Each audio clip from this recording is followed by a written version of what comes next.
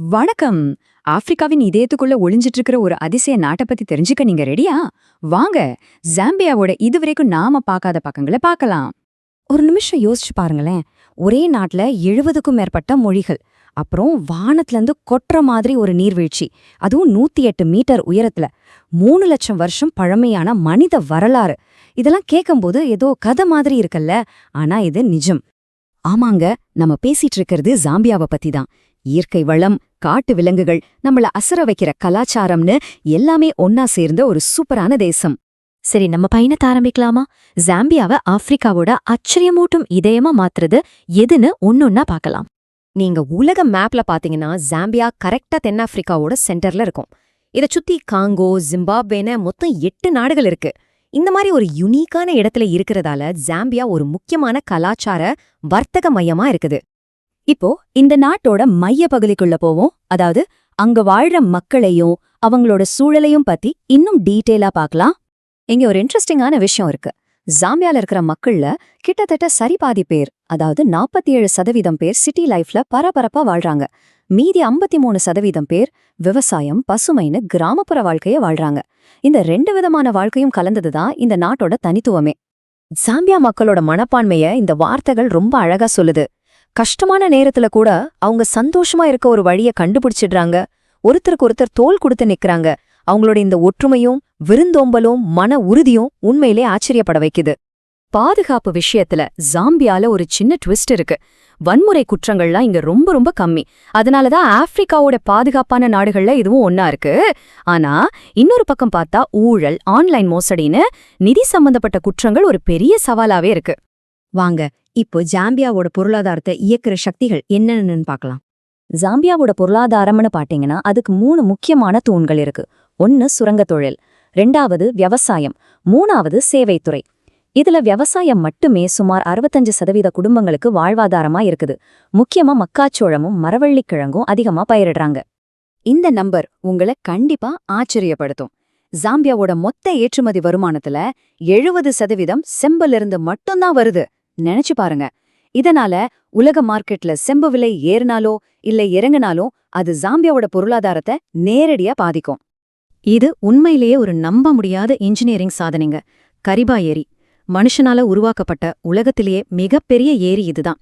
இது மீன்பிடி தொழில், நாட்டுக்கு தேவையான கரண்ட் தயாரிக்க, அப்புறம் காட்டு விலங்குகளை பாதுகாக்கன்னு பல விதத்துல ஒரு முக்கியமான இடமா இருக்கு.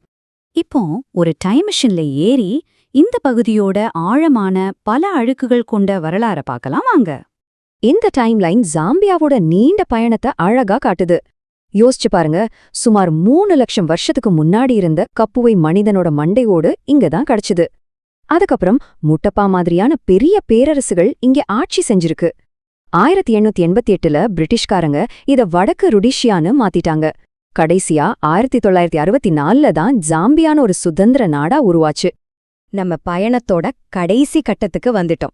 இப்போ ஜாம்பியாவோட மூச்சடைக்க வைக்கிற இயற்கை அழகையும் வளமான கலாச்சாரத்தையும் பத்தி பார்க்கலாம். இந்த நம்பர் எதை குறிக்குதுன்னு நினைக்கிறீங்க? இதுதான் புகழ்பெற்ற விக்டோரியா நீர்வீழ்ச்சியோட உயரம். கிட்டத்தட்ட 108 மீட்டர் உயரத்திலிருந்து தண்ணி குற்ற அந்த காட்சிய பார்க்கும்போது உண்மையிலே மெய் சிலிர்த்து போயிடும். இந்த நீர்வீழ்ச்சிக்கு ஒரு அழகான பாரம்பரிய பேரும் இருக்கு. மோசி ஓவா துன்யா அப்படின்னா இடி முழங்கும் புகைன்னு அர்த்தம். அந்த நீர்வீழ்ச்சியோட சத்தமும் அதிலிருந்து வர்ற நீர் திவளைகளும் இந்த பேருக்கு எவ்வளவு பொருத்தம்னு புரிய வைக்குது. வனவிலங்குகளுக்கு ஜாம்பியா ஒரு சுவர்க்கம்னு சொல்லலாம். சிங்கம், சிறுத்தை, காண்டாமிருகம், யானை, எருமைன்னு நாம சொல்ற அந்த பிக் 5 விலங்குகளையும் இங்க நீங்க பார்க்கலாம். ஒரு சூப்பரான விஷயம் என்னன்னா, இன்னைக்கு உலகம் முழுக்க ஃபேமஸா இருக்கிற வாக்கிங் சஃபாரி, அதாவது நடந்துகிட்டே விலங்குகளை பார்க்கற அனுபவம் முதல்ல ஜாம்பியாவில தான் ஆரம்பிச்சது. ஜாம்பியாவோட தேசிய கொடி அவங்களோட கதைய 4 கலர்ல சொல்லுது. முதல்ல இந்த பச்சை நிறம், இது அந்த நாட்டோட பரந்து விரிஞ்ச விவசாய நிலங்களையும் இயற்கை வளத்தையும் குறிக்குது. அடுத்து இந்த சிவப்பு நிறம், இது சுதந்திரத்துக்காக போராடின மக்களோட தியாகத்தையும் அவங்க சிந்தின ரத்தத்தையும் நமக்கு ஞாபகப்படுத்துது. அப்புறம் இந்த கருப்பு நிறம், இது ஜாம்பியா மக்களையும் அவங்களோட ஆப்பிரிக்க பெருமையும் குறிக்குது. கடைசியா இந்த ஆரஞ்சு நிறம், இதுதான் அந்த நாட்டோட பொருளாதாரத்தோட முதுகெலும்பாயிருக்கிற செம்பு வளத்தை குறிக்குது. பாத்தீங்களா, ஒவ்வொரு கலருக்கு பின்னாடியும் ஒரு ஆழமான அர்த்தம் இருக்கு. ஒரு நாட்டோட கலாச்சாரத்தை நல்லா புரிஞ்சுக்க அதோட சாப்பாட்டை ருசிச்சு பார்க்கணும். ஜாம்பியாவோட தேசிய உணவு நிஷிமா. இத மக்காச்சோள மாவுல செய்யற ஒரு முக்கியமான உணவு. ஆனா இங்க ஒரு ஆச்சரியமான விஷயம் இருக்கு. பாரம்பரிய உணவுகள் இருந்தாலும் மாறிப்போன வாழ்க்கை முறையால ஜாம்பியால 35%க்கும் அதிகமான மக்கள் உடல் பருமன் பிரச்சனையால பாதிக்கப்பட்டிருக்காங்க. பழமையான வரலாறு, கட்டுப்படுத்த முடியாத இயற்கை சக்தி, மக்களோட ஒற்றுமை, இதெல்லாம் சேர்ந்ததுதான் ஜாம்பியா. ஆப்பிரிக்காவோட உண்மையான இதயம் எதுன்னு இப்போ உங்களுக்கு புரிஞ்சிருக்கும். இந்த அதிசய உலகத்தை நீங்களே நேரடியா போய் அனுபவிச்சு பார்க்க இதுதான் சரியான நேரம், இல்லையா?